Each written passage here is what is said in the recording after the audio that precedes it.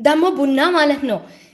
ከቡና የሚገኘውን ጥቅም የሚፈልግ ሰው ቡናውን ብቻ ነው የሚጠጣው። ቡና ስኳር አያስፈልግም።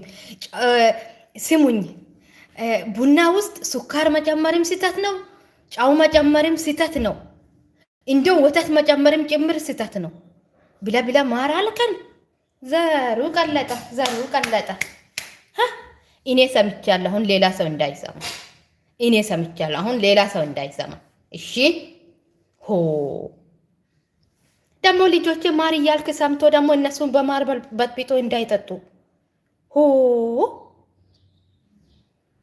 ቡና የቡናነቱን ጥቅምና ቫይታሚን ለማግኘት ቡናውን ብቻውን በቃ ቡናና ውሃ በቃ ሌላ ምንም ነገር ከተጨመረ ከቡና የሚታገኙት ጥቅም ይቀንሳል። ሰምታችኋል።